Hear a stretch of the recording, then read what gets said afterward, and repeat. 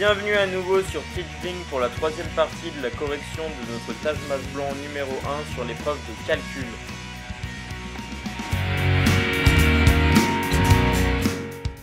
Ok, on reprend parce qu'on n'est pas au bout de nos peines sur cet exercice qui porte sur un problème de troc. Donc qui dit problème de troc, dit souvent conversion d'un bien à un autre et donc règle de 3. Ici, ce qui est important, c'est de savoir exactement ce qu'on nous demande. On nous demande combien de matelas on peut échanger contre 4 fenêtres. Donc il faut un point de départ, un point d'arrivée. Le point de départ, on voit tout de suite que c'est les fenêtres. On a 8 fenêtres qui coûtent autant que 6 micro-ondes. Du coup, on va utiliser la règle de 3.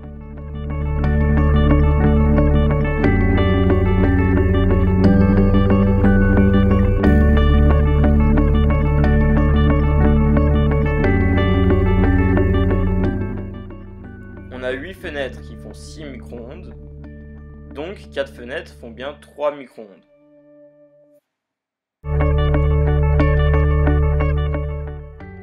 Je compte sur vous pour bien isoler les informations dont vous avez besoin. En l'occurrence, le nombre de matelas que je peux avoir pour 4 fenêtres.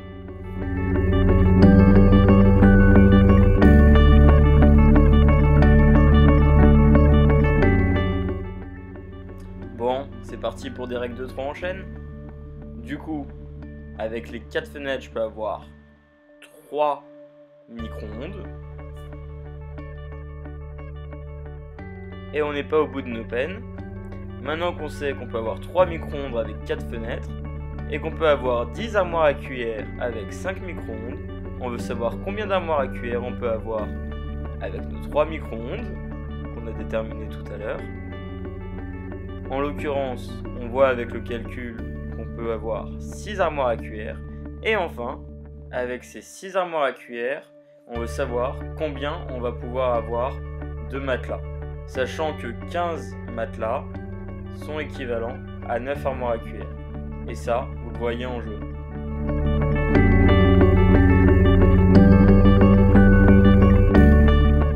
On posait notre règle de 3. On voyait qu'on avait 6 armoires à cuillère qui équivalaient en fait à 2 tiers des 9 armoires à cuillère. Et donc 2 tiers des 15 matelas, c'est 10 matelas.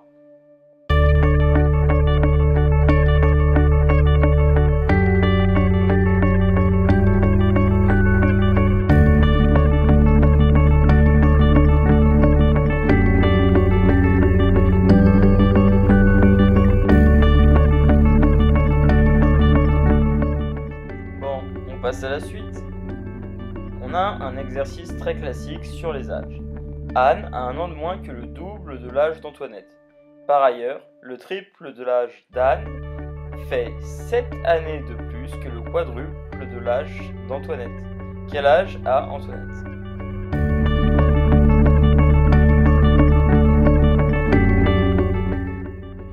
Si je traduis ça en équation, je sais donc que x moins 1 est égal à y, avec x l'âge d'Anne et y l'âge d'Antoinette. C'est très important de pouvoir convertir vos données en équations.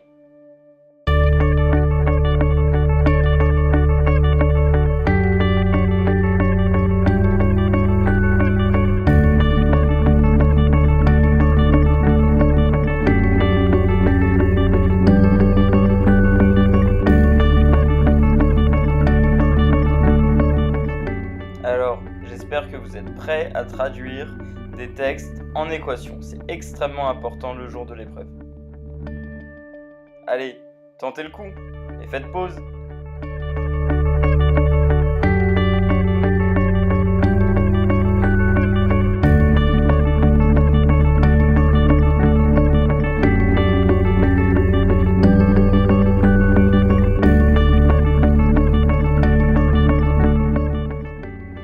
Et là, s'il vous plaît, ne vous cassez pas la tête.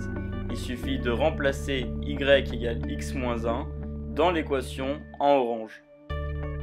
Enfin, vous aurez une équation avec x seulement et vous trouverez rapidement x, l'âge d'Anne. Mais attention à ne pas tomber dans le piège classique qui consiste à sélectionner dans les réponses celles qui présentent l'âge d'Anne alors qu'on nous demande l'âge d'Antoinette. Sachez toujours ce qu'on vous demande exactement pour pouvoir répondre correctement. Donc, une fois que vous avez calculé x, il vous faut calculer y. Sinon, vous pouviez faire plus simple, avoir y tout de suite. Et à ce moment-là, il fallait multiplier l'équation bleue par 3 pour avoir 3x moins 3 égale 3y. Et on pouvait soustraire une équation à l'autre pour isoler y.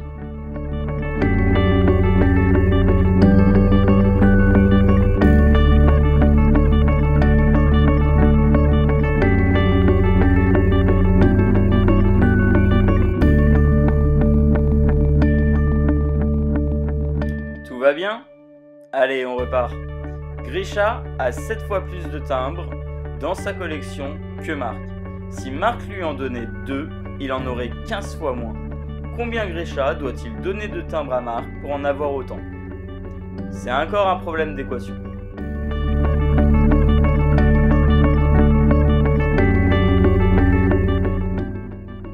Essayez de mettre l'énoncé en équation pour voir si vous avez retenu la leçon de l'exercice précédent.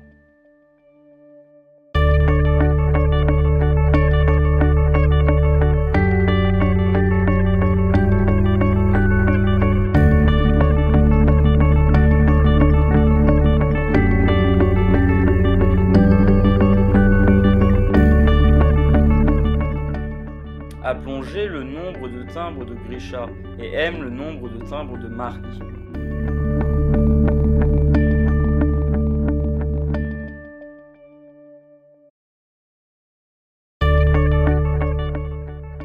J'intègre le G égale 7M dans l'équation du dessous pour pouvoir isoler M .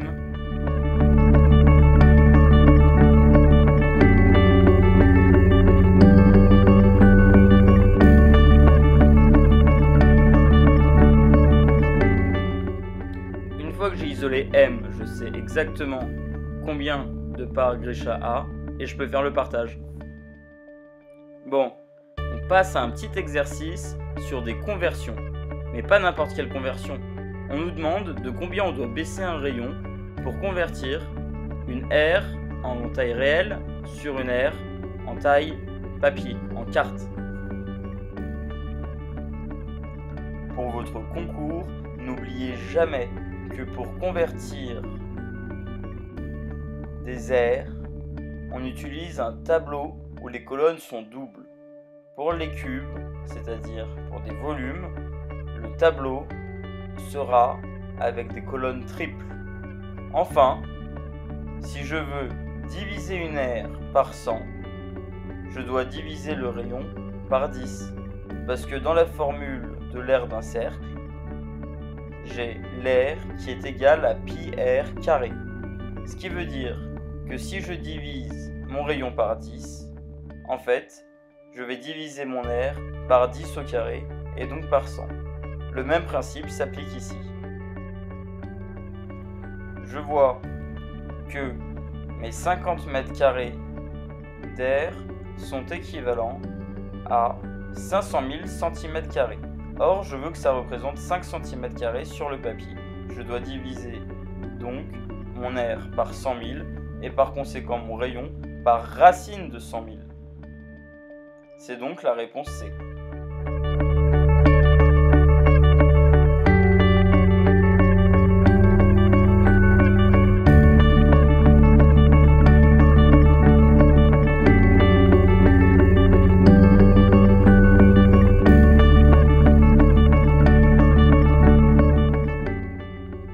Passons à l'exercice suivant. Achille, Alain, Amine et Vianney boivent du chocolat chaud tous les matins. Achille, Amine et Alain mettent 2 cuillères de cacao dans leur chocolat, tandis que Vianney en met 3. De cette façon, ils mettent 90 jours à finir une boîte de cacao.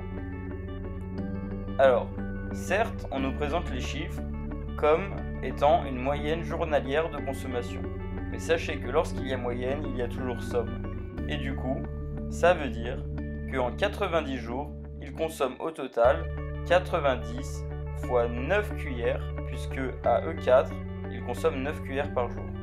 Donc, il consomme 810 cuillères en 90 jours, et donc une boîte contient 810 cuillères.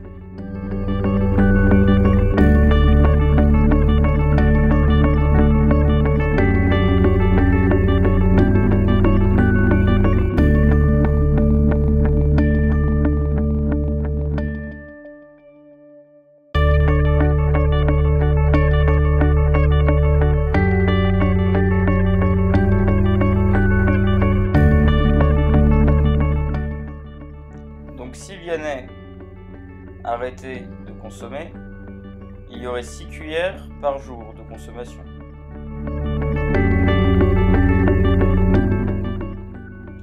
On aurait alors une durée de 810 cuillères divisées par 6 cuillères par jour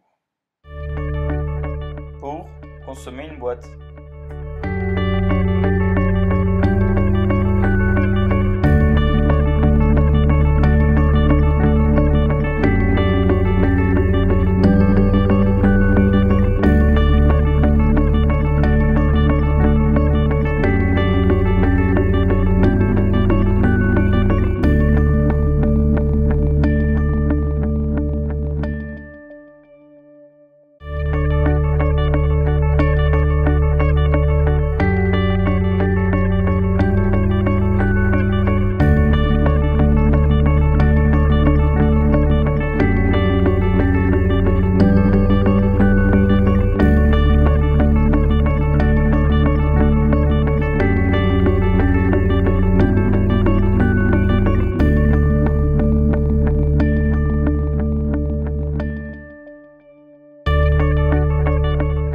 Alors, les 3 serpents.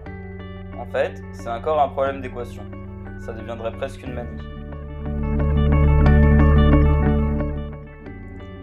On nous donne des informations sur la somme des longueurs des 3 serpents et sur la longueur relative des serpents les uns par rapport aux autres.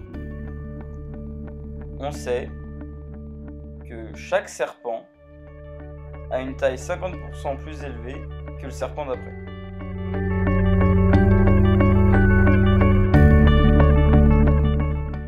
Très personnellement, j'aime beaucoup partir de l'énoncé pour poser des équations et trouver la valeur que je recherche, à savoir B que j'ai donné comme nom au premier serpent. Mais vous pouviez très bien partir des réponses. Il suffisait de prendre la réponse du milieu, à savoir 261, rajouter 50%, regarder quelle serait la longueur du premier serpent à partir de ces 261, donc en divisant 261 par 1,5. Ensuite, on faisait la somme des 3 valeurs et on regardait si ça faisait 825. Si ça faisait pas 825, si ça faisait moins, on prenait 391 pour que ça fasse plus. Si c'était toujours pas suffisant, on savait par élimination que c'était 586. Donc, en 2 essais, en partant des réponses, vous pouviez trouver la bonne. Pareil, si 261 m'avait donné une somme des longueurs trop forte, j'aurais pris une valeur plus faible, à savoir 174. Si 174 avait encore été trop fort comme valeur, et m'avait donné une somme supérieure à 825 ensuite, j'aurais déduit que la véritable longueur du second serpent était 116 cm.